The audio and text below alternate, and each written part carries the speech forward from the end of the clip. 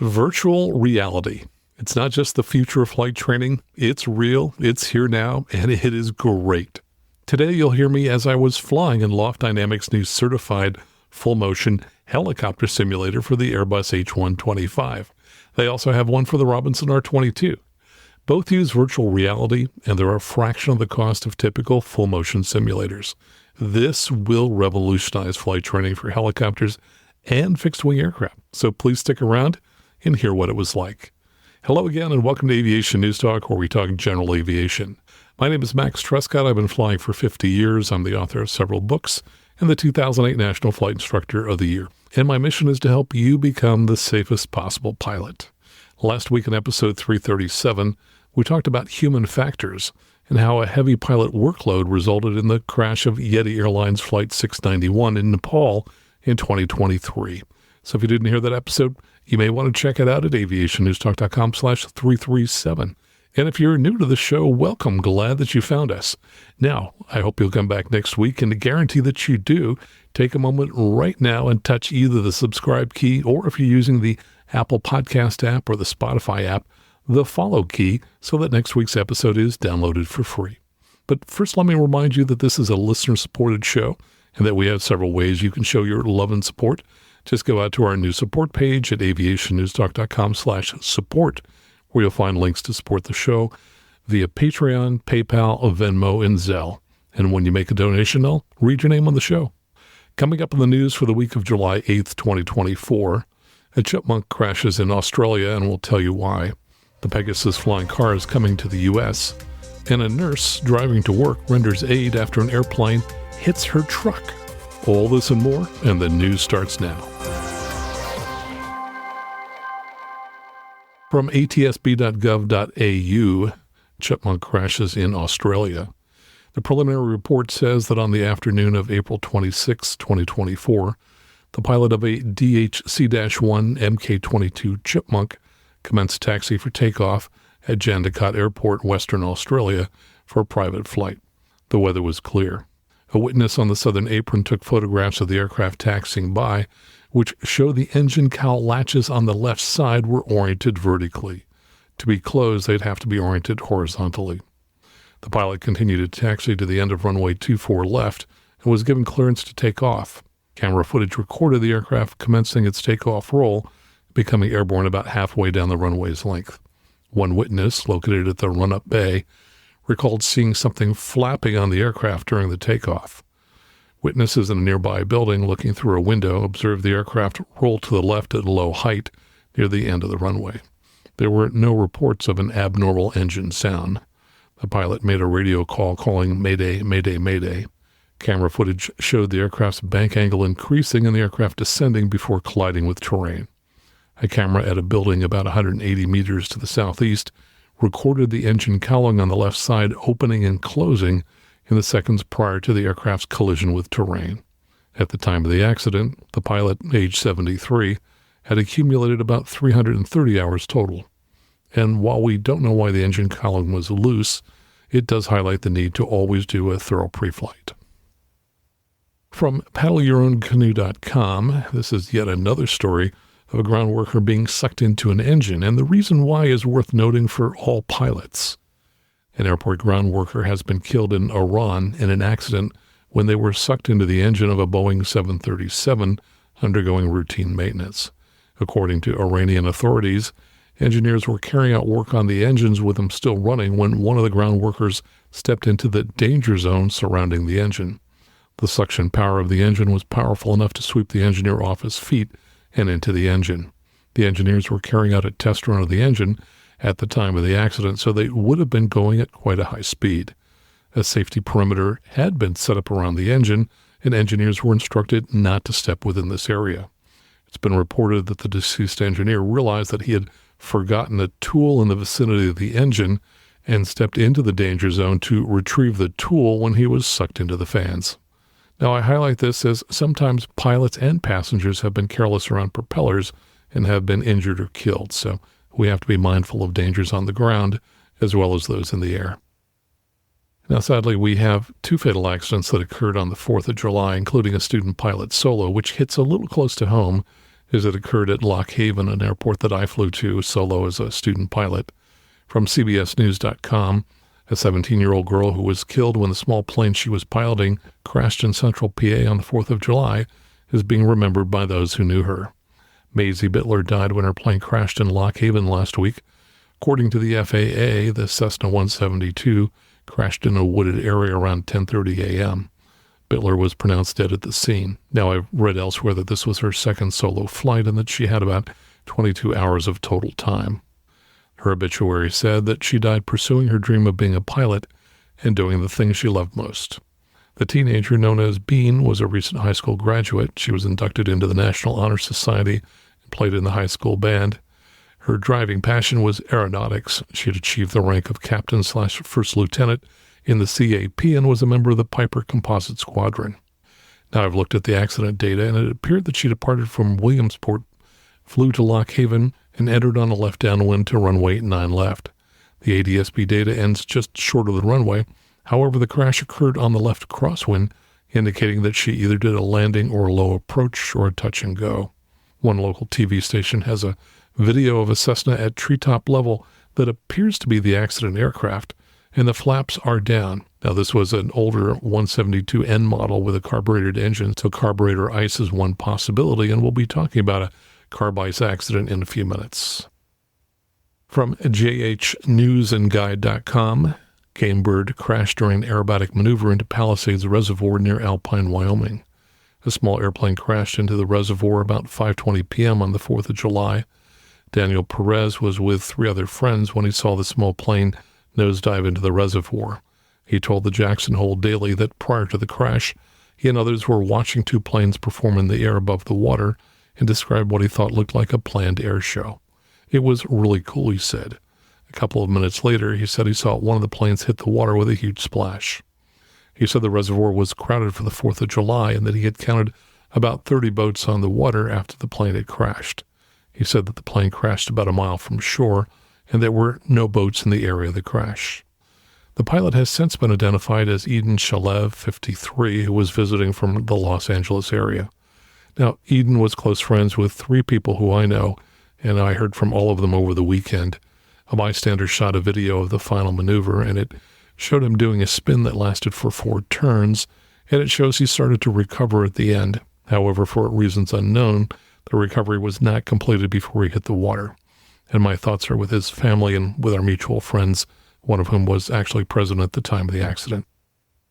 From GeneralAviationNews.com, new human factors course available for GA pilots. 9 new human factors courses for pilots are available on FAASafety.gov. The courses focus on safety culture, human performance, communication, teamwork, situational awareness, decision-making, threat and error management, human information processing, and design and automation. The courses are eligible for credit in the Wings program. For more information, go to FAASafety.gov. From MSN.com, helicopter rescues California firefighter. Now, there's not a lot that we know about this story, but it does include a video shot by the California Air National Guard showing the firefighter being hoisted from a very smoky area. It says, an injured firefighter was trapped in steep terrain when California's National Guard came to the rescue. The injured person was one of more than 1,300 firefighters battling the basin fire in the Sierra National Forest. After a rescuer grabbed the firefighter, they were slowly hoisted up to a helicopter. Officials said the firefighter fully recovered and returned to the fire line. From GeneralAviationNews.com, failure to use carb heat causes accident. And this comes from a NTSB final report. It says, the pilot reported that while in cruise flight at about 4,000 feet MSL, he advanced the throttle to initiate a climb, but the engine began to lose power. In an effort to regain power, he further advanced the throttle and prop levers and switched the fuel selector to the left tank to no avail. He made a forced landing in a small gully near Soldotna, Alaska, which resulted in substantial damage to the wings and fuselage. Pilot sustained serious injuries in the crash while a passenger was uninjured. A model sounding was created for the accident time and location. When the data was interpolated for an elevation of 4,000 feet MSL, it indicated the temperature was about 5 degrees C and the dew point about 1.5 degrees C with a relative humidity of about 79%. Based on the carburetor icing probability chart, These conditions would result in serious icing at cruise power. When the pilot was asked if he applied carburetor heat after the loss of power, he stated that he did not, as there was no visible moisture in the area, and he thought carburetor ice would be unlikely. A Lycoming service instruction states in part, quote, "Flight operation, during normal flight, leave the carburetor air heat control in the full cold position. On damp, cloudy, foggy, or hazy days, regardless of the outside air temperature, be alert for loss of power. This will be evidenced by an unaccountable loss in manifold pressure or RPM or both, depending upon whether a constant speed or fixed pitch propeller is installed on the aircraft. If this happens, apply full carb heat and open the throttle to limit manifold pressure and RPM. Probable cause, a total loss of engine power due to carburetor icing, which resulted from the pilot's failure to use carb heat while operating in conditions conducive to the formation of carburetor ice." And I was flying an R-44 just yesterday for the first time in 4 months, and I mentioned to my flight instructor, Stephanie, to please watch me regarding carb heat, as most aircraft I fly don't have carb heat, so it's an easy thing for me to forget. And by the way, that flight went well, perhaps because of my recent experience in the H125 simulator. More on that coming up later in the episode. From supercarblondie.com, flying car coming to the U.S. is like a cross between a helicopter and a go-kart. A fully enclosed flying car known as Pegasus E coming to the U.S. is a mix between a helicopter and a go-kart. Formerly based in Melbourne, Australia, the company behind Pegasus is moving its headquarters and production facilities to Las Vegas. Initially debuting in 2021, the Pegasus E flying car is a small single-seat helicopter with automatic quick-fold rotor blades. It also has a bare-bones open-wheel vehicle chassis attached with carbon fiber rods. Like some other flying cars, the Pegasus E also has a hybrid drive system for better range. The hybrid system uses a lightweight Pegasus 800 two-stroke combustion engine, producing about 160 horsepower. With a weight of 585 pounds, it doesn't qualify as an ultralight VTOL. However, with its 16-gallon tank, the Pegasus E flying car can fly for up to 3 hours with a range of 261 miles. Despite its small wheels, the flying car can go 75 miles per hour on the road, and it could go faster, but it has an electronic limiter to prevent that. Pegasus will most likely sell its three-wheeled Pegasus Sports model, as it can be categorized as a motorcycle. And by the way, Las Vegas set a new record temperature of 120 degrees this week, so I hope the Pegasus can handle high-density altitude. And speaking of high temperatures, here's an airline problem that GA pilots generally don't have to worry about. From paddleyourown.canoe.com, Southwest flight attendants are being injured by exploding Coca-Cola cans as summer heats soar. Flight attendants at Southwest say they're being injured by exploding Coke cans in what is turning into a daily occurrence as summer temperatures soar across the U.S.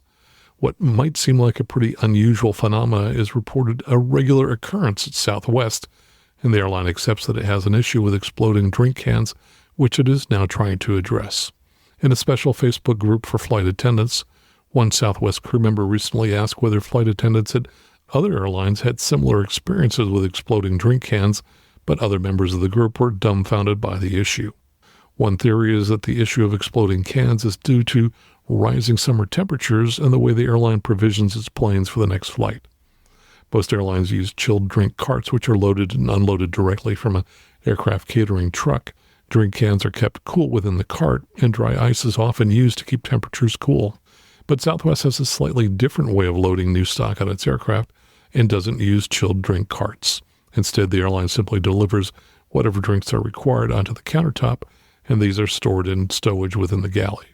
The cans are stored outside of an unchilled catering cart, meaning that the liquid inside can rise to a high temperature. Flight attendants fear that this excessive heat is causing the exploding drink phenomena.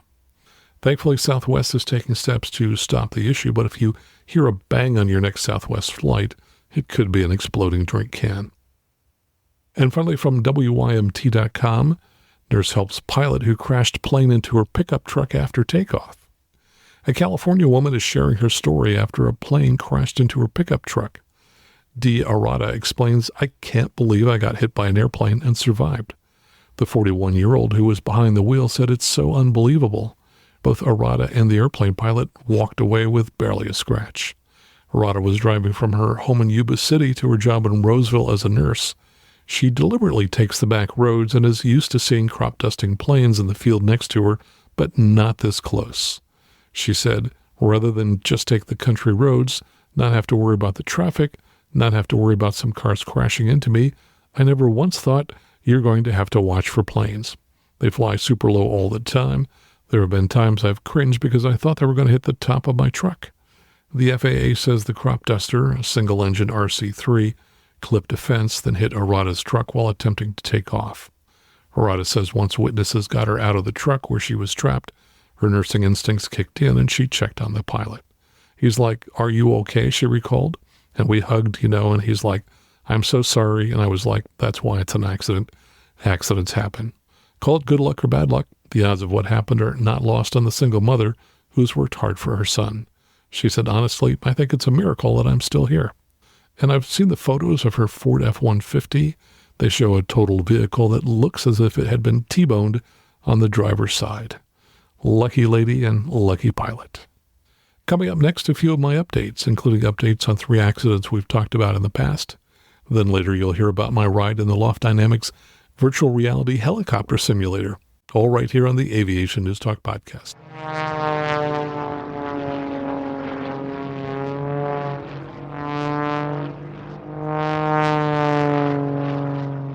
And I have a boatload of updates to share today, but first let's get to the good news. First, congratulations to Mega supporter Shannon Day, who reports he passed his Cessna 525 type rating last week. Says he's been flying with Brian Schultz as his mentor pilot in his M2 and having a great time visiting new places around the country. So congratulations, Shannon.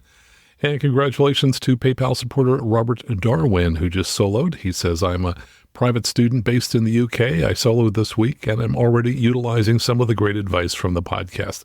Thanks for your service to our aviation community." Well, you're welcome, Robert, and happy to share.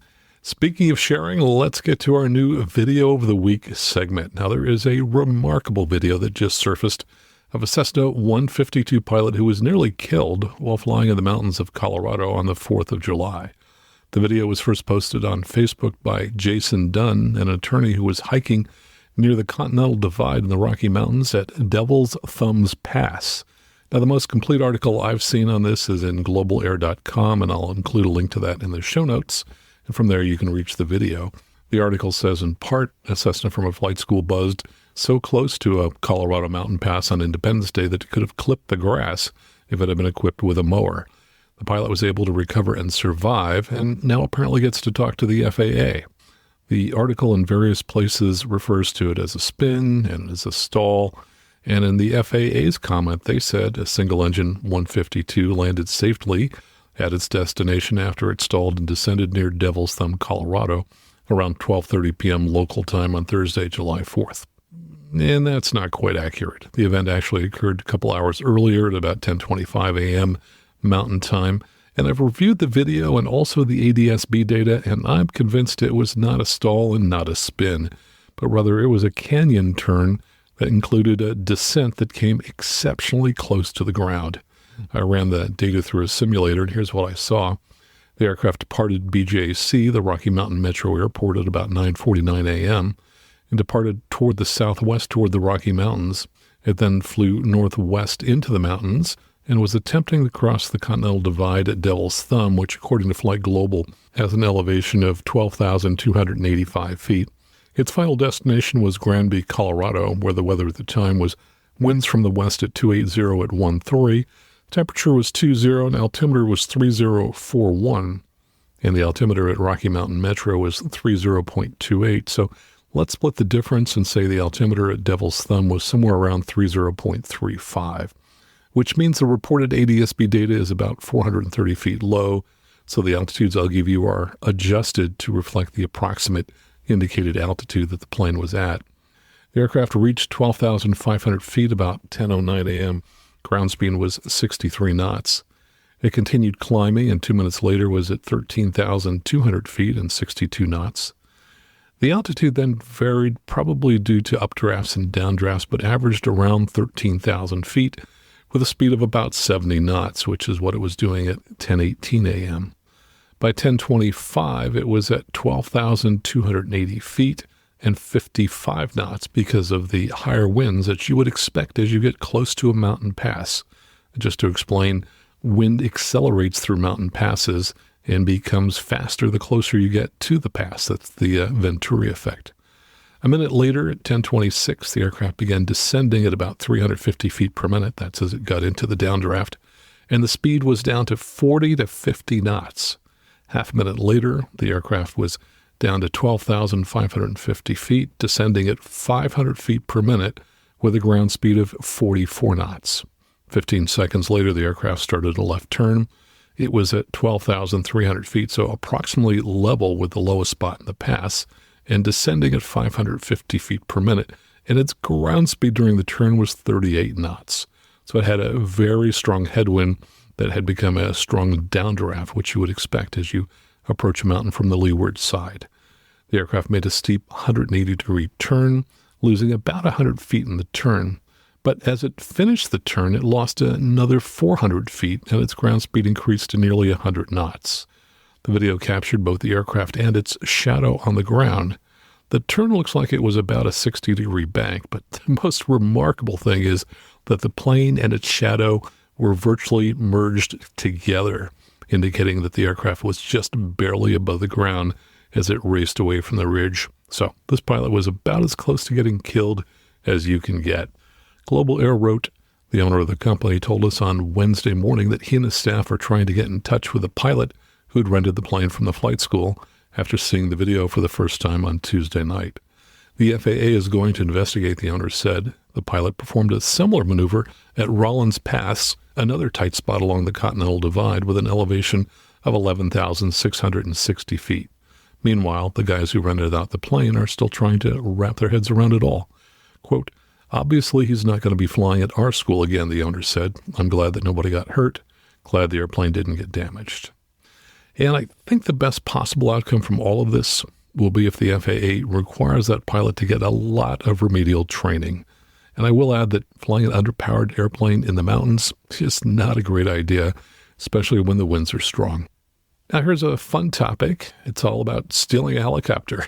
In fact, that's what the title of this behind-the-scenes video is called. It's called Steal a Helicopter, with the stars of Beverly Hills Cop Axel F. Now, that movie, Beverly Hills Cop Axel F., just came out last week on Netflix. I watched it, and the best part of the movie are the helicopter scenes toward the end. And Netflix just released their behind-the-scenes video that shows how some of those scenes were shot.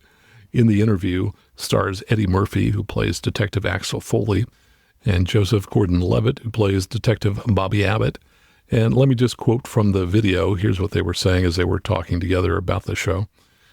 One said, well, when I first read it, I thought, how are they going to make it look like a helicopter is flying in the street? And Mark was like, we're going to really have a helicopter? I was like, are they really going to have a helicopter flying on Wilshire Boulevard? And they did it. I figured it would be fake too. I figured it would be a CGI thing. I didn't think they would really do it, but it wasn't. No, we were in a rig. We were in a fake helicopter that they just made. I remember the scene feeling like Disneyland, like they built a Disneyland ride just for us. Now, I've included a link to that video, and in it you can see the real helicopter flying very low over Wilshire Boulevard on an early Sunday morning when they've obviously closed down the street. In addition to that, you can see the rather ingenious rig that they created for the close-up scenes for the two stars. And it's essentially a tractor-trailer-mounted helicopter mock-up that was surrounded by cameras and driven down the street. It was really fascinating to see the rig, so check out the link to the video, which you can find in our show notes at aviationnewstalk.com/338. And just this morning, I came across a couple of articles that may be of interest to you. One is called, As Extreme Heat Bakes the West, Emergency Helicopters Struggle to Fly. And it talks about Stanford One, which is the helicopter in my backyard here that flies out of the Stanford Hospital, and how they recently had to cancel a trip to Redding, California, where the temperatures were about 118 degrees. In fact, one of my clients canceled a trip to visit his family there over the weekend because of those high temperatures. And it talks about how increasingly helicopters are having to turn down jobs that they might have done in the past just because the temperatures are so high. And I'll include a link to that in the show notes. It's from the Washington Post. And here's an article from theaircurrent.com. And it says aerial tourism gains momentum as an early eVTOL use case, which is kind of interesting. It talks about how Initially, the industry had looked for other types of use cases, such as commuting, which would have more regular customers. But as they are trying to get a toehold and get some business going, they're looking more and more at having aerial tourism be an early use case for eVTOLs. So again, that article is in theaircurrent.com, and you'll find a link in the show notes.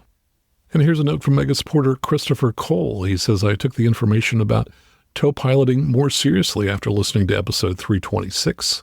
I was invited to interview for a position at a private soaring club. I'm documenting that process on my YouTube channel. Currently, I have 2 videos. Now, the first one is his first glider ride, and the second one is another glider ride in which he's talking about what's required to tow gliders. And I'll include a link to his YouTube channel in the show notes, and you can also find it in YouTube by searching for @Freedom Fixer Flying. And I want to talk about another fun thing I did recently, which was to pedal down 6 miles of railroad track with my wife along the beautiful Monterey Bay. Now, this is a new business that just started operating 2 years ago, and it was a total gas, so you may want to check it out. First, go out to handcar.com. You can read all about it there. Essentially, there's a 6-mile section of railroad track that was first laid in 1870, and some of the rails that are still in use are over 100 years old. And a family thought this might be a fun business opportunity, so 10 years ago, they started designing a modern-day version of the old-fashioned hand cars that railroad workers used to use over 100 years ago to move along the tracks. And it took them 8 years to get the cars designed, get the permission to use the tracks, and get everything up and running, which is why I didn't hear about them until very recently. Now, I'm sure you've seen hand cars in the movies or the cartoons where there's a lever in the center that 2 people push up and down to propel the hand cart. Fortunately, these are quite a bit different. They are very high-tech. You pedal them much like a bike. However, they do have a battery assist to help you out. And interestingly, they've figured out that some people really want to get as much exercise as they can get. So if you pedal really hard, the system offers more pedal resistance so that you end up working even harder. So if you want to get some assist from the battery, the trick is to pedal slowly. But best of all, you're pedaling in the great outdoors next to the high sand dunes that parallel the beach in Marina, California. And if you're not familiar with Marina, it's a small city between Monterey and Watsonville.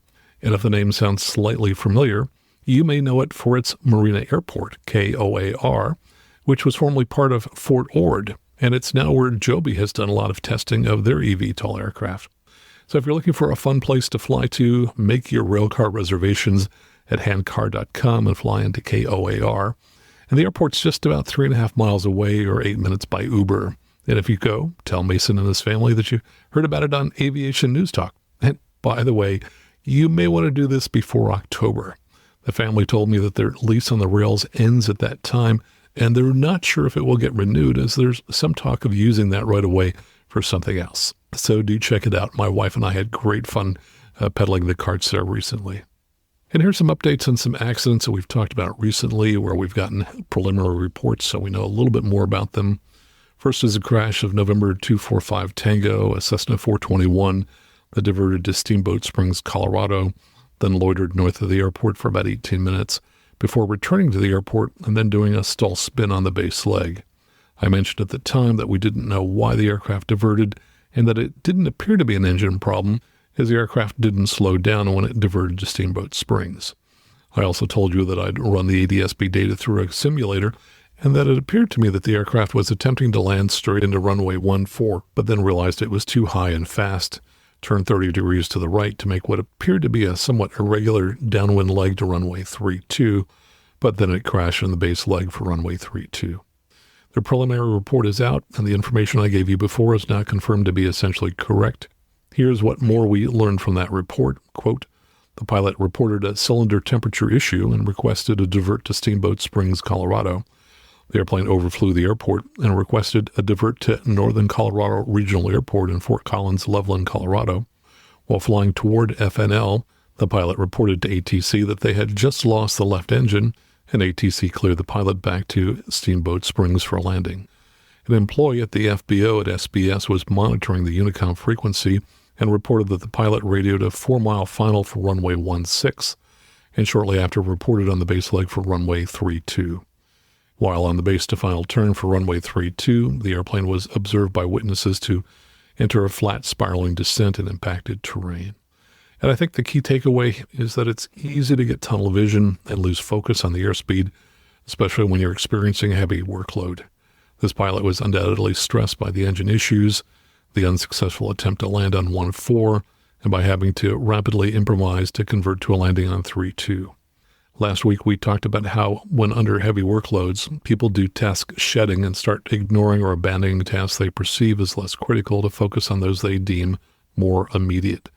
And decreased situational awareness may occur as they lose track of the overall situation and become more focused on specific tasks, potentially missing important cues or changes in the environment.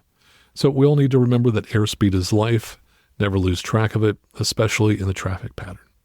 We also talked about the crash of a Canadian-registered Piper Navajo that occurred in Loudonville, New York. That aircraft crashed shortly after takeoff.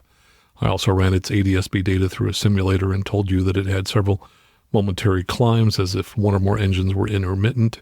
The preliminary report verifies that and adds one more detail. It says the airplane climbed to 200 feet above ground after takeoff and remained at 200 to 300 feet AGL until it passed the departure end of the runway. The airplane then abruptly pitched up, leveled, pitched up again, and climbed to about 800 feet.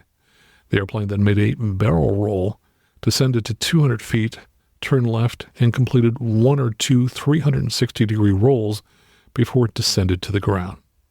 Now, those rolls are new information and were quite likely VMC rolls, which can happen when a light twin has reduced power or no power on one engine and the aircraft gets too slow. Typically, these aircraft crash after one roll, and it's frankly amazing that this pilot may have actually recovered from the first roll and later had additional rolls. The VMC roll is what killed my good friend Dr. Marv Weinreb when we were both in Ensenada, Mexico, with the Flying Doctors Group providing volunteer medical services.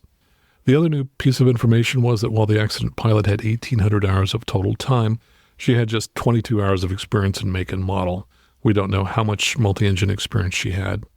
And about 2 weeks ago, Patreon supporter Louis Kobusho IV wrote me and said, quote, "Another fatal VMC roll. You've covered this extensively in the past. Within my pilot community, there's a general sentiment that light piston twins are not worth the risk. Single-engine light GA is risky enough. Light piston twins are even more risky." And Louis, I tend to agree. Now, the final accident is that of November 515 Delta Hotel, a Piper PA-28 that crashed in Siller City, North Carolina. That was a training flight that killed both the CFI and student pilot. I told you it took a short flight to a nearby airport, presumably to do pattern work. The ADS-B data I had ended while the aircraft was on the 45 and was already several hundred feet below pattern altitude, so it appeared that it had crashed before the airport. And I told you the conditions were excellent for carburetor ice, which may have formed during the couple of minutes the aircraft was in the descent. The prelim report adds this additional information. The aircraft did not crash at that location, but successfully made it around the traffic pattern, though at an unusually low altitude, hundreds of feet below pattern altitude. There was another CFI and student in the pattern, and they observed the accident aircraft make a touch-and-go landing. That flight instructor stated that as his aircraft approached the left base of the traffic pattern, the accident airplane, which had just taken off, asked their position, then requested, "Can you extend? We're having an issue." The student pilot's recollection of the transmission was, "We are having issues. Can we land?" Both the CFI and student pilot said there were no further transmissions from the accident aircraft, which crashed on the crosswind leg. When the NTSB examined the engine crankshaft was rotated using a tool inserted in the engine accessory case vacuum pump drive pad. Continuity of the crankshaft to the rear gears and to the valve train components were confirmed. Compression and suction were attained from all four cylinders. The interior of the cylinders were observed with a lighted borescope and no anomalies were noted. And while the NTSB didn't mention carburetor icing, I think there's a good possibility it was present. Of course, in most carb ice accidents, any ice that was present melts before the investigation, and it can only be inferred as a cause if all other possibilities are ruled out. And Patreon supporter Sam Dawson emailed me about this accident before the prelim report came out. He said, "As always, episode 334 and your interview with John Fiskus has some great information that I will incorporate into my teaching. A few comments about the crash of Cherokee November 515 Delta Hotel. First, I understand we aren't the NTSB, but with no surviving witnesses, we will probably never know with 100% certainty what happened, but we can make some educated guesses and hopefully learn. First, you use the METAR to determine the chances of a carb ice temperature of 2.20. If we assume a standard temperature lapse rate of 2 degrees per 1,000 feet and dew point of about 2 degrees per 3,500 feet, we have a temperature and dew point at the cruise altitude of 22 and 18 at 3,500 feet, where the aircraft started its descent for a relative humidity of 78%. Plugging those numbers in the carb ice calculator, we get a serious risk of carb ice with serious icing at descent power and moderate ice at cruise power. Even at traffic pattern altitude, we get 66% relative humidity with a moderate risk of carb ice and serious icing at descent power. This is where I will probably stir up a hornet's nest, and I know where Sam's going on this, and I agree with him. He wrote, the PA28 POH states carburetor heat should not be applied unless there is an indication of carburetor icing. And then he says, unfortunately, when the indication of carb ice occurs, the airplane is too low and too slow to have many options. Carb heat in these situations is not a de-ice, but an anti-ice. The exhaust manifold may not even have enough heat in a scenario such as this to melt any ice that is built up in the carb. Some will claim that pipers are immune to carb ice, but a perusal of the NTSB accident database shows many piper accidents where carb ice is suspected. In addition, a NASA study on carb ice concluded, quote, as no practical or statistical significance exists between major manufacturers of either airframes or engines, no distinction between makes were carried through the subsequent analyses. These results contradict informal reports that specific manufacturers produce designs more or less prone to carburetor icing difficulties. And this comes from NASA's CR-143835, called A Study of Carburetor/Induction System Icing in GA Accidents. And so Sam continues, so my recommendation is for pilots to use carb heat anytime they are in carb ice areas of the carb ice chart or anytime they are not sure. Thanks so much for that, Sam. Now, I had this in mind when I first reported on this accident, but didn't take the time to write it up, so thank you very much for doing that for me. It's never made sense to me that these Piper POHs suggest that you use carb heat after you detect a problem. When I learned to fly 50 years ago in a Cessna 150, we would always pull carb heat when we were at the midfield position on downwind. Later, abeam the numbers, we would reduce power to land. The reason we pulled the carb heat first is because the heating of the carburetor is far more effective while the engine is still producing power. You're effectively preheating the carburetor. If you instead pull power first and then pull carb heat, the carb heat is relatively ineffective because the engine isn't developing much power and hence it's generating little heat to heat the carburetor. And it's under these situations that carb ice develops. And if you get sufficient icing, it will block the flow of the air into the carburetor. This occurs because ice forms inside the carburetor's throat or venturi, where the fuel and air mix before entering the engine. And the ice restricts the airflow, which in turn affects the fuel-air mixture. And this leads to a reduction in engine performance. And of course, if it's severe enough, it can cause the engine to stop running. And the formation of ice can be caused due to the cooling effect that occurs when fuel vaporizes or when moist air cools as it passes through the carburetor. And that's why you can get carb ice even on really hot days. So here's my rule of thumb on carb heat. Use it early and often. And now I have a quick listener survey for you. First, have you been listening to the show for a while? Great, I know most of you have. And the second question is even more important, and it is, are you a supporter of the show? In other words, do you just listen to the show, or do you go beyond that and actually support the show in some way? Hopefully you've already supported the show by either telling all of your friends about it or by posting a nice 5-star review in the app that you're listening to me now. And of course, some supporters support the show financially. So if you find value in this show and you'd like to see it continue and you occasionally hear things that make you a safer pilot or might even someday save a life, I'd like to invite you to become not just a listener, but a supporter of the show. And it's so easy to do. It'll take you only a couple minutes. So stop whatever it is you're doing right now and do it now. Just go out onto the web to aviationnewstalk.com/support. And there you'll see 4 options for supporting the show. And when you do sign up to support it, I'll read your name on the show.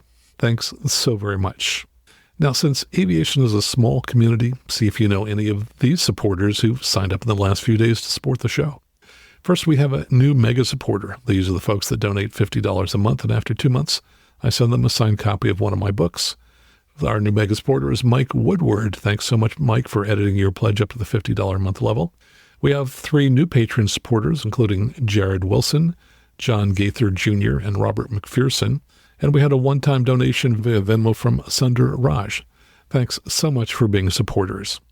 Coming up next, my flight in the Loft Dynamics VR simulator, all right here on the Aviation News Talk podcast.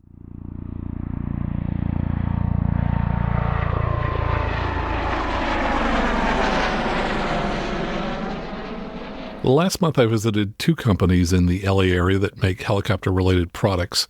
Today, we'll talk about Loft Dynamics and about the other one later in the month. Loft Dynamics, which you can find at loftdynamics.com, is a Swiss-based company, and their U.S. demo center that I visited is in Santa Monica, California. The Airbus H125 training device I flew is the only virtual reality or VR simulator approved by a major regulatory authority. It's approved by EASA for use in European countries and other countries that recognize EASA, and the company is currently seeking FAA approval. Now, just to give you an idea of how good their simulations are, last month EASA qualified their helicopter external sling load or HESLO simulation feature. This is the first qualified VR HESLO simulator on the market, and they also make VR simulators for the H125 and the Robinson R22. And here's why I think Loft Dynamics will fundamentally change the industry. Traditional full-motion simulators are large enclosed boxes mounted on top of big hydraulic pistons that move the box around. And these systems can cost in the $6 to $20 million range, plus they require lots of space in a building, both horizontally and vertically. By contrast, the Loft Dynamics simulators are in the $1 million range, though the cost varies depending upon the options you choose. They are not enclosed boxes. Instead, the simulator is totally open, with the pilot sitting on a seat that's moved by electric motors beneath the seat. And the space required for the simulator is tiny compared to what's needed for a traditional Level T simulator. Now, before we jump into the sim, let me tell you a little about the technology I saw. Ted Rossi hosted my visit, and he told me that they're currently shipping Varjo virtual reality headsets with their products. He said they test every new VR headset model that comes on the market, and they'll update the headset when they find better ones available. Early on, you'll hear him counting 1, 2, 3, 4, as he points to 4 fixed lasers mounted in the simulator. These are part of the Valve Index base station, which uses the lasers to track the position and orientation of the VR headset. The lasers sweep 100 times a second to track photonic sensors on the headset. The simulator also has 16 cameras to track the position of your body and arms. It uses Lenovo servers and runs IPACS graphics. The H125 simulator I flew uses performance data provided by and certified by Airbus to be within 1% accuracy of the actual helicopter performance. And of course, there's a separate instructor console that sits apart from the simulator and is used to control it. Now, in this first segment, Ted is giving a quick overview of the simulator, and then he runs through the various controls at the instructor console. Then he flies the simulator while I'm at the console. Later, we'll swap positions and I fly the simulator. Later, we climb under the pilot seat where he tells us about the technology driving the pilot chair. And at the end, I'll give you a few of my thoughts on the technology. Now let's go to the Loft Dynamics Demo Center where Ted is showing me the simulator's instrument panel, which is mostly blank as the instrument views are created within the VR headset. When you put on the VR headset, it will project all of your instruments like this over here. I see. Airspeed, everything, your GTN 650, you got your iPad, all of your engine monitoring systems, all of your switches and everything. Like, this is a one-to-one replica of the H125 cockpit. This is the standard 6-pack and steam gauges, but we do have another variation, which is all glass Garmin, which is the more modern version, which is, that's available as well. But just, this is what we have here in Santa Monica today. Okay, let me just kind of explain. It looks like if we're looking at the instrument panel here, it's largely black with a few circles where instruments would go, and then in each of the circles, there is a code that's going to then translate to projecting in the VR headset the instrument that's there. So what we're looking at is pretty plain that I can see where the PFD is going to be located and the engine instruments, and we've also got a blank panel for the Garmin GTN 650, but otherwise very few labels of any kind. We do have some switches, and of course then I can see that we've got the cyclic and collective here as well. Yeah, exactly. I'm just wiping off the lens here for you. From here, though, we're going to go sit over at that control station, and I'll show you how that works. Okay. And then we'll fly. All right, super. Let's do it. One thing I will point out, so you have 1, 2, 3, 4. Those are going to basically, when you put on the VR headset, as you move your head, that picks up on the direction of where they're looking. And that, as Ben mentioned, will change basically what you're looking at. So that's registering there. And in these black bars, there's about 16 different cameras that track your actual body and your appendages. So when you reach forward, you have a depiction of your avatar, just like that. So when you reach forward to adjust the altimeter, you see fingers. Wow. And these are connected or integrated with an AI neuronal network that the more you fly it attached to your unique profile, it'll better learn your actual physical like shape and size. So your fingers become more refined when they're interacting with the GTN 650. Your very first few flights, they might be just like a little stuttering or whatnot, but it's just learning your body. So ultimately, I'm going to be able to see my arm and see my hand reaching out and interacting with the cockpit here. Exactly. Let's hop over the control panel. Okay. So it looks like the instructor station here. Yeah. So we're going to go from right to left. Okay, it looks like we've got 3 displays. On the right is where we're going to control the aircraft as well as the environment. So all systems, all components, all weather, IMC, all that is controlled through here. So I'm just going to go through the subcategories, right? Clicking on aircraft, what do we want? Do we want a radar altimeter, a maximum pilot view kit, a dart window?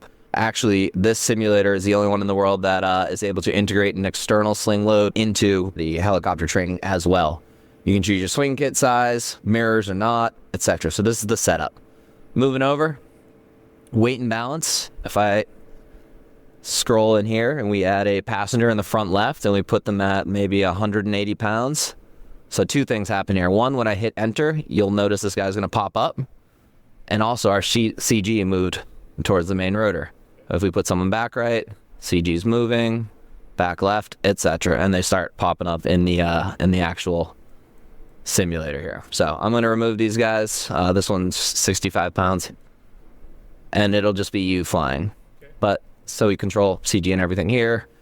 Fuel consumption, whether we want kilos, imperial gallons, etc. We can disable it, but as the engine runs, it does consume fuel and thus affects the CG as well. Position is just where we spawn in the world. So right now we're at Atlantic City.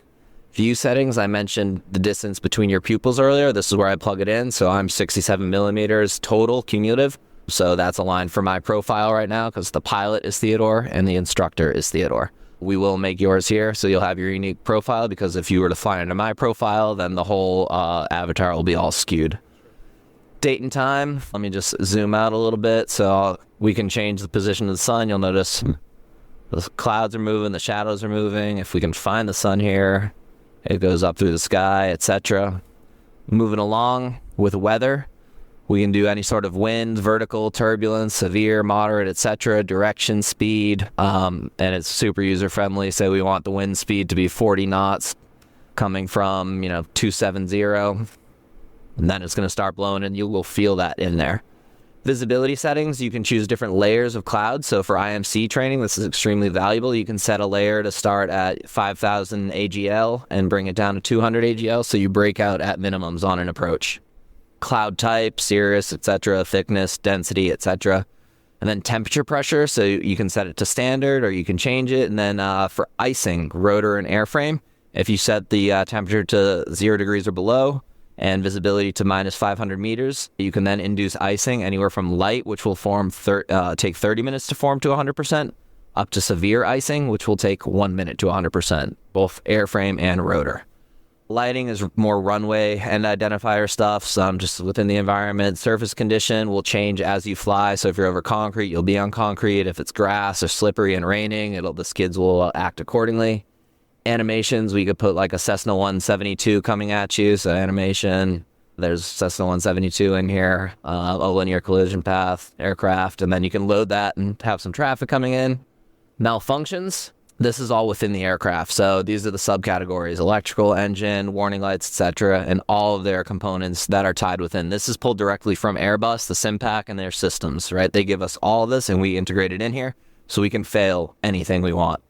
Over an engine flameouts, compressor stalls, all of it.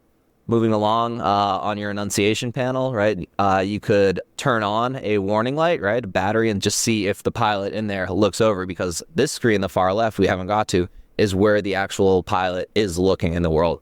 And the two lenses that are over your eyes are monitoring the exact position of your pupils, so we can see how long you're looking at each instrument or where you're looking in the cockpit. So in IMC, we can see what your scan looks like, right? How long are you looking at the attitude indicator? Are you fixated there? And you didn't check your airspeed, and now you're out of whack and descending to the right, etc. So there's some visibility with this that you don't have sitting left seat or right seat as an instructor. Hydraulic, that's a hydraulic failure. So you do that, your controls become extremely stiff. You need to react. VMD is your engine management, flight controls. We have pedals, tail rotor, etc. Transmission, we can fail your tail rotor drive shaft, vibrations, 1 omega versus 3 omega for main rotor, and then we have tail rotor vibration as well. And you can actually hear this as we drag it up. Look at the machine. Low frequency vibration. Yep, exactly. And then it's the higher one, so it'll start. It goes more, and you'll feel that in the seat. And finally, flight instruments, not as exciting, but a block pitot tube, static port, etc. Moving along, the final few tabs here. Map is where we are in the world. So this is your helicopter situated in Atlantic City on whatever the heading may be right now. We can spawn really anywhere. It'll track your flight path. If I wanted to go to Galloway Township and guide my pilot there, you can right click and hold and say, okay, it's 7.5 kilometers on it, 089 heading or whatever it may be. Flight assistance, this is where me as an operator at the control panel, I'll take you off the ground. So I'll drag this up to maybe 200 feet per minute.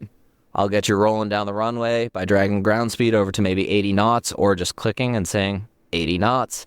Actually, we can do that now, so let's take it up. So, see the simulator here, moving here, and then let's go 80 knots. It's going down the runway, and then laterally we can turn right and turn left, etc. And then it's here is where I'd release the control. So anything that's in green, operator control. When I click it, it goes gray. It becomes, we're going to stop. It went crazy because nobody's at the controls. Exactly. Understand. All right. And I released roll, so the cycles just fell to the side. So the aircraft inherently did the same. Tablet, we have an iPad up there that can display any sort of charts, approach plates, all of that. But that is the control panel. Super easy to use. This is the environment in which we're operating. You have a couple different views. You can just click from numerically 1 through 5, change the view, look over here, zoom in at stuff so you can kind of monitor what's going on. And so what we're looking at is kind of the external view of the aircraft as well as the pilot's view look like of the control panel. So it's kind of like a classic flight simulator where you can just use different points of views to see what the helicopter looks like.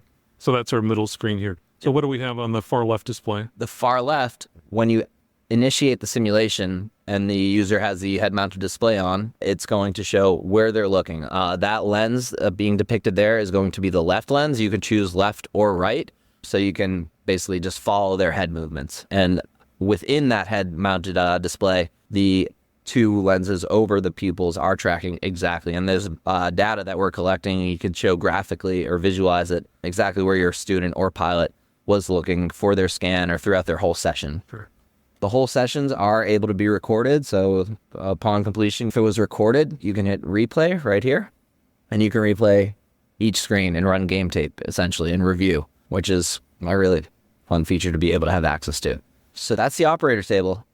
So with that, we're going to make a profile for you. We're going to measure your eye distance. Then your call. Do you want me to jump in the seat first, or do you want to jump in the seat? Go ahead. Oh, well, let's make your profile first. So, anyway. How do you measure my eyes? Right over there. Okay. So let's do this. I'm going to have you just... so it's like an optician's auto-refractor is what it looks like.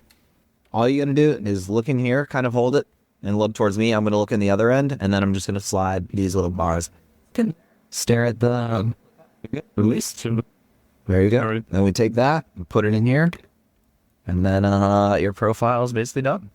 But since I'm flying first, we're going to set the pilot to myself, so... Now you're in the database. We'll go Rossi, Theodore. Scroll down to the bottom. We're going to choose a predefined lesson. We're going to do a familiarization flight, and we'll do LSP. Upon pressing play here, it loads the rest of everything. Okay. I personally like to have the maximum pilot view kit. I like to have the mirrors Let me just click over here so I can show you the edit. So you see outside right now just how it looks, kind of a standard flush window, no mirrors, can't see. So mirrors, maximum pilot view kit, and I like the radar altimeter, just telling me my height, AGL. Load it, give it a second. So we got the mirrors, you're gonna see through the floor, and then it's harder to tell, but now there's a dome bubble so I can look out the window, basically. I personally don't really want any passengers, so to remove them, weight and balance, you just double click the sliders, they're removing, and my CG goes aft. So in order to get started, all you're gonna have to do is you sit here, you're gonna hit start, and then you're gonna hit stable forward flight. Okay. That's it. And then you'll be flying. Then I'll be flying. All right. Sounds good. So when you're ready, Max, you can hit start, big green button on the desk. Okay, sir. Here comes the green button. Then just wait for it. You're gonna hear in your headset. Yeah, there's the noise. That's my RPM horn. Now the far left screen should have queued. So now check it out. On the far left screen, Yep. as I move my head, right, the imagery is moving, right? Sure, I can see Here your are my hands. there, and I can see the instrument panel. Garmin, map. We can swap our stations. We can tune in different frequencies. We can push here, go to navcom. We also have another secondary radio here, alternate between navcom, audio panel, and as you saw earlier, all of this is just black in the real world, but in this simulation, I've got everything. My RPM gauge, my turbine settings, everything, altimeter, all of it. But right now, on the top right of the right screen, all of the buttons are green, right? And including one that says stable forward flight. I've got it. Are you ready? I am. Okay, here we go. Right now. All right, so now that released the controls to me. I can feel it. And if you look over here, down here on my skid, I can see through the floor now. That's the max pilot view kit. You see the mirrors as I just move my head. The image is changing. Yep, I see the mirror. Yeah, and then there's another one here. All right, so I'm going to take off. I'll do a pedal turn, and then I'll go down 3-2, and we'll do some left traffic, okay? Okay, sounds good. All right, so looking down the runway, cyclic on the A-star, you want a little back and right into your inner right thigh, and then just slowly pull up on the collective, then you're up. So radar altimeter says I'm in a 3-foot hover right now, so let's do a slow. And I am, disclaimer, I am not a rotorcraft pilot, fixed wing only so far. Okay. But I do fly this sim. So this all feels good so far. Whoa, a little swirly there. And we're back on the numbers here. All right, instruments looks good. Climbed a little bit, put a nose over. If you're familiar with Robinson flying, this will be a little different in regards to pedal input.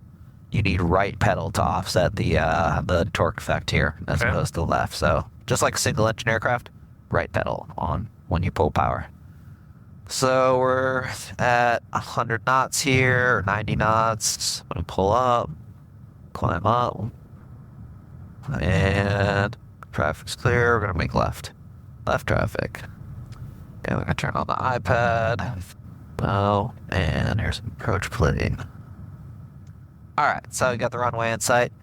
So now it's really up to you. I can do a touch and go here. I can go to a slope park over there, do the slope landing. We can try an auto rotation. Your call. What would you like? This is fine. Let's go ahead and do a touch and go, and then do another loop back around and do an auto rotation of the runway. All right, cool. So reduce my collective. Descending at just about 1,000 feet a minute now. I'm going to pull back on the cyclic. Turn and left base. There's runway in sight. 80 knots. And cyclic back, collector down. Turn and final. Runway 3-2. And I'm basically seeing what you're seeing because that's projecting the same view that you're seeing on the VR headset. And then just to plug the mirrors again, you notice all the stuff is moving down there beneath me, all the reflections, which is that's pretty unique to the VR world. All right, so we crossed the gate. We're coming in. We're at 60 knots. I'm gonna slow down my rate of descent here. A little collective, but with the collective, I need right pedal. Bring it down a little more. Center line. A little more collective. All right. All right, that was a little hard. And what are the beep, beep, beeps? It's just my decision height is set to 0. So when I got to 0, it changed. But cool. That felt all right. I'm a little, not exactly center, but that's okay. We're gonna take off. So the skids start getting light around 5 indicated on your FLI here, or your VMD. And again, right pedal. So a little right there, a little back on the cyclic, a little more right, I feel it. All right, okay. Let's go down. Nose over. All right. You want an auto rotation, right? Sure, let's do that to the runway. All right, to the runway. Let's go. I'm gonna widen it right. Let's see if I can do a power off one. All right, we're done. Oh, so my RPM's dropping, so I'm gonna pitch back, get some air between the discs there, control it with the collective. Alright, might not make the runway, but I should make some grass here.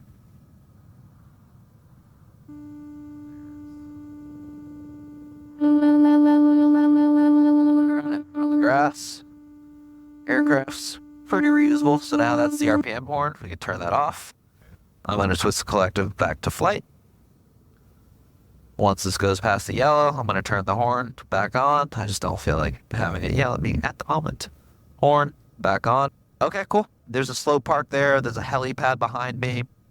Yeah, I'll take off, and I am going to make my way towards the slope park and try a skid, a slope landing. So I'm going to fly runway heading. Yeah, so you're doing the slope landing. Talk through exactly what you're doing. All right, so one more disclaimer, not an expert on it, but we're going to fly runway heading just after this mountain here in about probably 45 seconds to 1 minute en route. There are 4 cement platforms. They're basically in the shape of crosses. Each side is a different angle from 1 to 16 degrees. So my intention here is I'm going to go to probably the platform that has 9, 10, 11, and 12 degrees, and I'm going to try and put my right skid on the 12-degree slope and keep it while keeping the aircraft straight and level. So right now I'm at about 100 knots, and on your side, if you want to see where I am, on the far right computer, the tab that says map, it should be like towards the right of the categories. Got it. You'll notice it takes a second to load, and if you see my helicopter en route, you zoom out a little bit, you'll see ahead in this heading, there's an area called Slope Park, and it's highlighted in dark blue or maybe light blue. Okay. Do you see it? I do see a slope park. Yep. Yeah. So those blue areas are the HD zone. Something that's unique to this type of training, utilizing VR, is hovering practice and stuff is much more, or you're able to do it because you can look down. And in these HD zones, the level of detail on the ground is very textured and very realistic, as good as it can be, which hasn't been available in traditional projection type domes and any other sort of simulator environments. So Okay. I see the slope paths up there. There's 4 of them. So I'm going to try and go to that second one from me. The furthest is the least amount of incline, and the inclines get steeper and the closer ones. To the right, there is a traffic jam with a car accident, so we can attach an external sling load to the aircraft here and drop like medical aid on them in a confined area. If we're not ready for a confined area, we can go to this big parking lot between the slope park and the highway. There's some orange and yellow bullseyes that are good for slope pad training as well. So I'm pretty high right now, so I'm going to bring it down, and I'm going to try and make it to the right. So banking left, I'm going to open it up. I believe for slope landings, I want to have forward movement and come in at a bit of an angle here. So I'm going to slow it down. We're going to shoot for the 12 degree slope.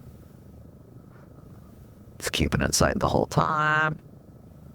Speed is bleeding. Pitch the cycling back, collective down. Alright. Not my best approach, but we're still going. Oh. I got in a little ring state vortex there. Had to hitch my nose, get out of that. Alright. So, coming up to the slope.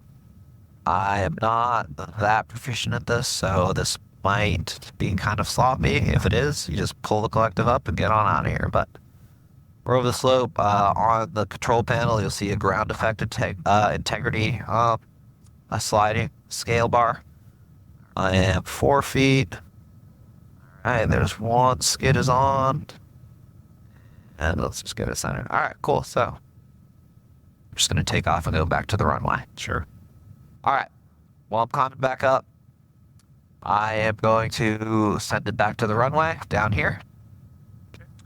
And I'm going to give myself a hydraulic failure. Now, that's something you are able to trigger as an operator. Once you do it, you'll get enunciation here. I'm going to do it by just flipping this switch down on the collective under the red guard. If you switch that down, you just kill all of your hydraulics. So it basically goes from power steering to rack and pinion on like a 1967 Mustang with drum brakes. Not great, but you can do it. So I'm going to do it now. So I basically have to dig my right arm into my inner thigh and lock that in. With hydraulic failures, you don't want to do a hover to land. You want to do a run-on landing. So that's what we're going to shoot for. I do have the runway in sight. Declared an emergency. Hopefully they clear me to land on 3-2. That's where I'm going. Probably doing about 30, 40 pounds of pressure into the cyclic right now between my forearm and my inner right thigh / knee. Driving it in to keep it steady. If I let go, it just cocks over. So I don't want that. And the faster you're going when that happens, the hydraulic failure, the harder the kick. So you want to try and slow it down to about 80 to alleviate some of the pressure. We have the runway in sight. We got the ATIS. And we're clear to land. I see the pappies over there. 3 white, 1 red, 4 white. Basically turning with my knee right now. Have you flown any turbine helicopters? I have not. All right. I'll give you a little briefing on that here in a second. Basically, if you pull, this is your first limit indicator, so it's an aggregation of all the engine performance data. Just consolidated into a numerical display 1 through 12. If you exceed 10, you're going to get a horn saying you're overspooling me. I'm going to blow up. So when you hear that horn, ease up on the collective. So coming into land, collective down, speed is bleeding, 250 feet AGL per the radar altimeter. My gosh, this thing is heavy. I forgot about this. And as I come close to the ground, reduce that rate of descent. All right. On your end, if you hit the red stop button on the desk, that will pause the simulation. All right, here we go. We're going to do 2 tests now for visuals. So, All right, I'm going to pull my microphone up here. there you go. All right, so the first test, you should see 2 vertical lines I do. and 1 horizontal. No deflection. They look good. Not bent. 90-degree intersections. Yep, looks square. All right, perfect. Next, you're going to see a chart in front of you here. Yep, my Wow. chart. And within that chart, you have the circles with the brakes in them. What's the last line that you can identify a brake in?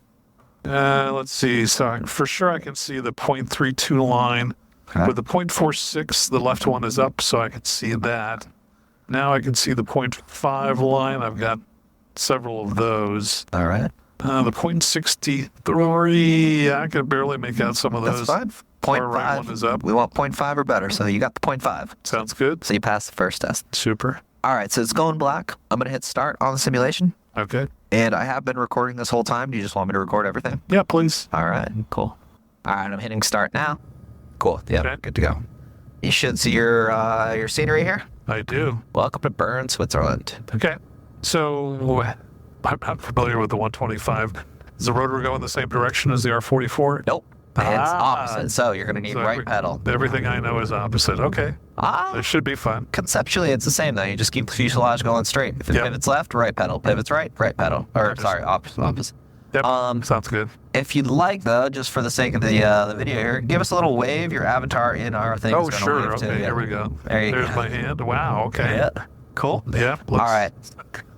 Now, if you look to your left, you're going to see you got a passenger. I'm going to remove him I and all do. of the ones in the back. So you're going to feel a shift in the CG. Okay. Feel that? He's gone. And that. And that. Just you and the ship here. Okay.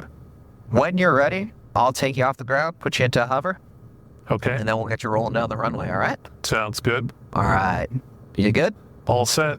All right. So let's get you off the ground here. I'm going to increase your vertical speed. You're coming up at 3, 2, 1, and just look out on the horizon. Okay. There you go. We'll put you there for a second. Boy, I've got full right pedal here. Yeah, you're not doing any controls. Oh. I've got it all. In that case, You just I'm going to take you're, out that full right pedal. you're along for the ride right now. Okay, got it. Cool. So, feeling good. I'm going to take you up a little bit more, Sounds good. and I'm going to get you rolling down the runway. So we're going up, Okay. and I'm going to roll you over at 80 knots in 3, 2, 1, and look at the horizon. Just keep looking at the horizon. Yeah. All right. Now I'm going to turn you to the right. When you turn right, look right. Just like racing a motorcycle, driving a car, look through the apex. And you're in control right now, Everything, yep. And I'm going to start handing you controls in a minute, but I'm going to do a countdown. And the first one I do will be roll, right? Okay. then collective, and then simultaneously pitch and pedals, okay? Okay. All right, so I'm going to climb you up at 500 feet a minute here. You'll notice your VSI is going to say 500 feet a minute on the bottom right. Okay. There you go. I see it. Yep. All right. Before I do this, Sure. let me give you a quick 125 reboot. It is extremely sensitive. It is nicknamed the squirrel due to its squirrely tendencies. So although you have maybe 6 inches of travel in each direction, Yeah. pretend you are only turning or operating that whole movement range at the size of like a dime, Okay. and then a nickel, and then a quarter, okay? Got And it. if you put in an input, leave it there for a second. Don't overcorrect, because then you'll get into an oscillation feedback loop. All right? Okay. Max, I'm going to give you a roll in 3, 2, 1. Easy. Okay. All That's right. good. I'm going to give you collective in 3, 2, 1. There you go. And then I'm going to give you pitch and pedals, all right? So I'm going to do pedals first. Pedals in 3, 2, 1. All right. And then let me know when you're ready for pitch. Take your time. Take your time. If you want to do some turns without pitch, I'm good. okay, you want pitch? Sure, let's go for it. All right. This is the fun one. 3, 2, 1. Easy. Okay. All right. Cool. Nice. Runway's behind you. You're in Bern, Switzerland. But if I turn back toward the runway, Yeah, sure. The sky is yours. okay. I'm not sure what the heading would be, but Do a 180 here. We'll guide you there. Just get set back down. And if you can look up and through the right through your ceiling as well. You got some steeper oh wow. windows there. Yep. Yep. All right. The runway's 90 to your right. Keep it going. Keep the nose down there. Yep. That way you'll see the runway. Okay. You got it in sight? I can point to it. I think so. I'll go ahead and point to it. Right here. Oh, down low there. Yep. Oh wow. Okay. Well, so tell you what. I'll just make a right downwind here. Sure. What's the runway elevation? I believe it's 1,300 right now. You do have a radar altimeter below your... Oh, no, you don't. I'm sorry. Right now, you're 1,500 feet AGL. All right. So I'll start coming down. So I'm 1,500 feet now. Yep. Then I'll keep 1,200. You might want some left pedal in there. You do have a ball and a yarn. So if the yarn's right, step left. Okay. Pull I that see. yarn back into center. Wasn't looking at the trim string. Okay. Yeah. The Airbus approved trim string. Got it. Can't just put any piece of string on there. Let's see. And radar altimeter is where? I didn't set it up on your flight. Okay. That was one of the aircraft settings. not to But worry. you are 1,100 AGL. 1,100. Okay. Yep. Okay. So I'll try and stay roughly here. Sure. Got a suggested power setting for keeping me level? I think between 6 and 7 on the All right. FLI there, which is the off gauge. A little bit more power then? Yeah, that just kind of nose over. It really depends on the speed you want to carry. Okay. As you know, they're all interconnected, so one input affects all other inputs. Yep. These helicopters are swirly names. Yep. Very fun though. Very fun. All right. So it looks like the airport's just coming up on my right now. You are correct. That's it. Okay. That is, you're in right downwind for 3-2. Sounds good. Clear to land. Clear touch go. Sounds good. Or maybe low approach for me. Yeah, do that. I would suggest that. Now we got your flight path here. You are 900 AGL descending. All right. So I'm going to reduce collective here a little bit. How's it feel up there, the motion? Not bad. Not bad at all. But I haven't started to sweat yet. That'll happen as I get Yeah. closer to the ground. Oh, yeah. That's good. That's what we want. Should feel real. It does feel real. All right. So I'm going to start a turn. Can't quite see the airport, I guess. Yeah, behind me you here a will. little bit. If you look through that top window, you should see it. No, maybe not. But it's coming around. There it is. Okay. Oh, did I look in the right spot? Oh, okay. Yep. Yep, I got it now. I just slow up here just a little bit. Sure. A little bit fast. Just remember, once you get slow, anytime you add power with that collective, expect to offset the tendency with the right pedal. Single engine aircraft, you're flying a Mooney. Okay. All right. Well, I'm pretty darn high for this approach, obviously. A little fat. Well, quite a bit fast. And a very high descent rate. Yep. So this will be a go-around. This is not set up well for landing. South end to me. Okay. See if I can get on the runway here. Oops. All right. Let's just get out of here now. Power coming up. As power comes up, keep the nose. We're kind of down to pick up speed and then climb on out of there. And here we go. And power for climb should be around. Just not above 10. I usually climb out around 80 or 90 knots indicated. Got it. And the power setting? I honestly don't really look at it. Oh, okay. Just don't. Yeah, just don't hear the horn if you hear the horn too much. Got But it. it's probably around between 7 to 8. Okay. Got a nice climb rate going here. Yeah, 1,000 feet per minute. You look good. All right, here we go. Start our crosswind. What's your channel? For Lima Delta X-ray, clear for the option 32 or 14, your choice. Clear for the option. Lima Delta X-ray. Oops. I have to remember to breathe too, right? Breathe, wiggle your toes, wiggle your fingers. Don't hold that collective super tight. Normal no. cyclic, 2 fingers. Yep, very light on those. Yeah. That is funny. It is. It's easy to kind of get caught up in the moment and forget to breathe. Yep. But again, that's a good, what is it, a physiological reaction, right? You feel like you're in it. Totally. Yeah. No, this feels just about as real as possible. Now with that, your cabin air is set to medium. I can put it to high if you'd like some more wind coming at sure. you. Go ahead. Give me some more air conditioning. Is that better? Feels awesome. All right, cool. And that's not virtual air. That's real air, right? Yeah, yep. If you're feeling it, that one's real. Yeah. Yeah, I'm lucky the R44s that I fly have air conditioning, so Yeah, nice. I love it.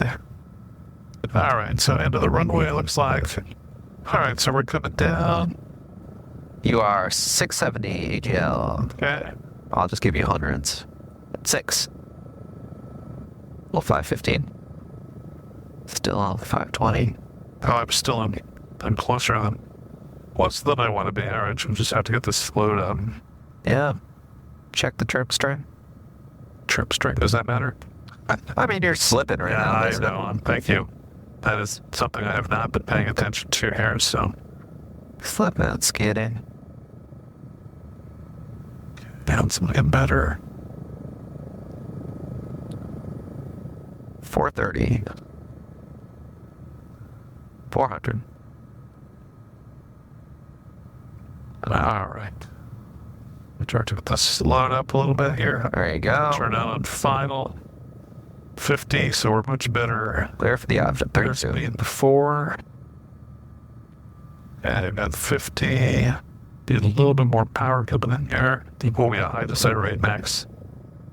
And now you're out of the green arc, so you're going to be introduced to the squirrel.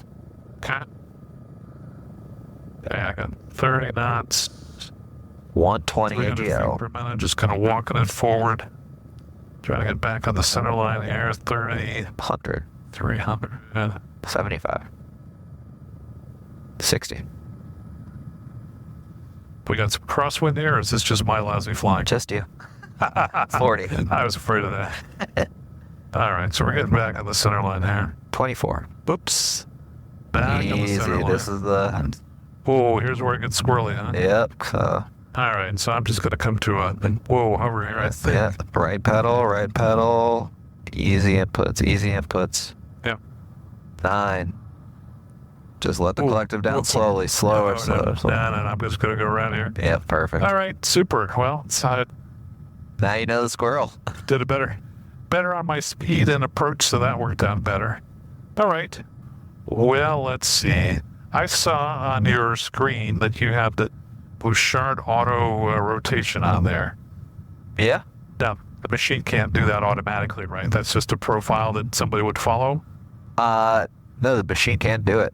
Really? Yeah, I haven't actually ran that one. Okay. But yeah, so basically, in regards to training, with however many simulators are out there right now, we're aggregating all the data from all of our user input with specifics to auto rotation, Sure. and emergent EPs, everything.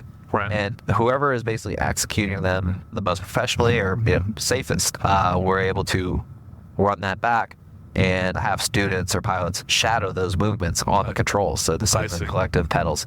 So you could standardize all of these movements. Wow. Yeah, so it's pretty interesting All right. and unique to this platform.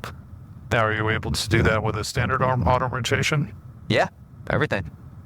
Anything that you're doing right now is being recorded. Okay. All right. Well, I think I'm ready to put her down here. This is hard work, believe it or not. All right. Do you want to try and land or do you want to just stop? Your call. Let's go. Let's just go ahead and stop. 3, 2, 1.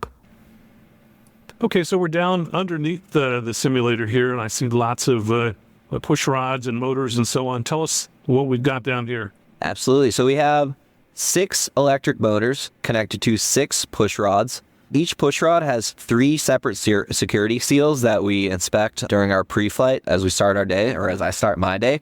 The security seals, which I'm pointing to here, if they're broken by any means, that means there was some sort of large movement that caused the simulator to shift position. But in my time here at Loft, I have not seen that yet. Should that happen, though, they're very easy to adjust. There's just a few Allen bolts that you can basically remove 3 and adjust the angle so they're lined up, and you'll notice some markings. Can you see them over there? There's like some markings. Sure. So when you line those up, the platform is level, tighten it back up, put the security seals on. These units are also anchored into the floor with some lag bolts, so we just go around, hand check them, make sure nothing is loose, as are the stairs. So we inspect the motion platform, and then we go around and inspect for the pre-flight. We'll make sure the seatbelts are there, the collective and cyclic are in working order, and that's really it. So it's a lot more responsive than traditional hydraulic simulators, one, because of the size of it. It's a much smaller profile, so it's able to, and lighter, so it's able to be to move around a lot quicker than a traditional heavy type of simulator. And the footprint being so small, we can fit these in tighter spaces. So the ceiling requirements, I believe, are 9 foot vertical, and then you need, I think, a 12 by 12 spot for the full motion plus the stairs. You can put safety enclosures around, so like a fence with a locking mechanism that the simulator will not enable if the gate is not locked, which is required by the FAA and EASA, and that is to come here as well. But yeah, it's a much lower maintenance type of platform than the hydraulic ones. Like just myself, I can maintain the machine with some support from Zurich should I need some, and that's where all this is built, from Zurich, Switzerland. I'm curious, are we able to measure how many Gs get pulled during this, or is any of that recorded or limitations or anything? Yeah, so there is, all of that is recorded. I think I can show you where it is. So that is one thing that is harder to replicate is G load. So we're looking at putting in maybe some mechanism to pull the seat belts, so to pull you into your seat. So you can put positive Gs. Negative Gs would be a little harder. But yeah, everything, the load limits are being tracked. And actually, if you do exceed the CLS load limit in some sort of maneuver, it will stop the simulation. Yeah. So you reset it. Right. But yeah, it's all tracked. Thanks. No problem. And now a few thoughts on the technology. First, my thanks to Loft Dynamics and Ted Rossi for hosting my visit and demonstrating the simulator. I was really impressed by what I saw, and I'm convinced that VR simulators will improve the quality of flight training and lower the cost. And if you've had prior experience with VR, don't be dissuaded by any past negative experiences you may have had. Some of the early VR solutions left a lot to be desired. For example, medical studies of VR found some side effects, including nausea, dizziness, disorientation, feelings of being unsteady, and fatigue. And I suspect that part of that came from older versions of the technology. I've experienced some VR demos in the past, though not for aviation, and I found them a little lacking. By contrast, the Loft Dynamics solution was a superior experience. The graphics were high fidelity, and the experience was totally immersive, and for all intents and purposes, I felt like I was flying a moving helicopter. I think the technology will revolutionize pilot training by letting pilots practice and refine their skills in a safe, controlled, cost-effective way. This solution is ready for prime time. If you're in the U.S. and you want to try the H125 simulator, you can fly into LAX, and from there it's a short Uber ride to their demo center at the Santa Monica Airport. And if you're in Europe, contact their headquarters in Zurich, Switzerland. And if you enjoy hearing about new technologies like this, please let me know. Likewise, if you're aware of something new and interesting being done in aviation that you feel others will enjoy hearing about, please let me know by going to aviationnewstalk.com and clicking on Contact at the top of the page. And if you have a few spare minutes, I'd like you to take some action to help grow the show. Lots of different ways that you can do that. If you haven't done this before, head on out to whatever app that you're listening to us now and leave a 5-star review. Or tell one or more of your friends about the show.